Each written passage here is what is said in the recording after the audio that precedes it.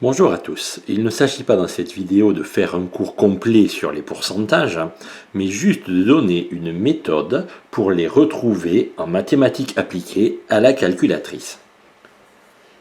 Pour trouver les pourcentages à la calculatrice, il suffit d'effectuer la division et de lire certaines décimales. Prenons un exemple. Si j'ai la fraction 7 sur 25 qui correspond à ma fréquence, 7 de mes objets sur l'effectif total de 25 auraient une certaine caractéristique. Je vais demander à la calculatrice combien fait 7 sur 25 en décimale. Alors, elle commence à me répondre en fraction, mais j'appuie sur la touche SD et elle me répond 0,28.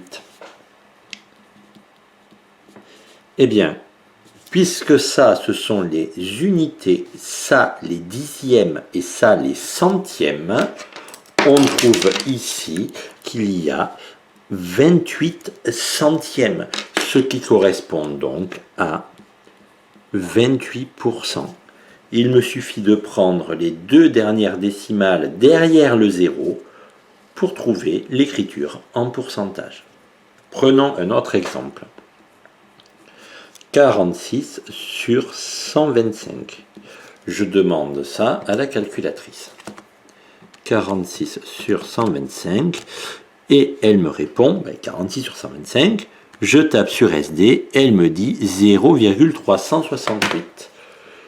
0,368. Les deux décimales sont ici. Mais derrière, il y a un 8. J'ai donc deux possibilités. Soit j'écris égal 36,8%, ou alors j'arrondis, j'ai mes 36%, mais avec un 8 derrière, ça s'arrondit à 37. Donc environ 37%. On prendra l'une ou l'autre des réponses selon l'exercice.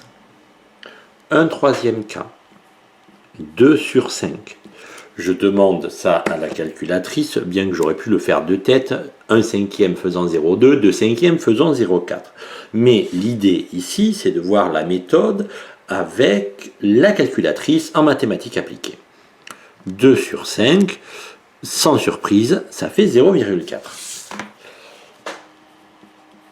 Là, je n'ai qu'un seul chiffre après la virgule. Mais 0,4, je vais l'écrire 0,40 et cela fait 40%. C'est très important d'avoir deux chiffres après la virgule dans cette technique de calcul. Un dernier exemple, 5 sur 17. Je demande ça à la calculatrice. Vous remarquerez, je n'ai pas écrit égal parce que je sais déjà ce qui va se passer. Ah, pardon, j'ai écrit 5 sur 15. C'était 5 sur 17. 5 sur 17. Et la calculatrice me répond 0, 29, 41, 17, 6, 4, 7, 1, etc. Cette division ne s'arrête pas chez les décimaux. Donc ça fait environ, et je vais récupérer les premiers chiffres. 0,29 et derrière, il y a un 4.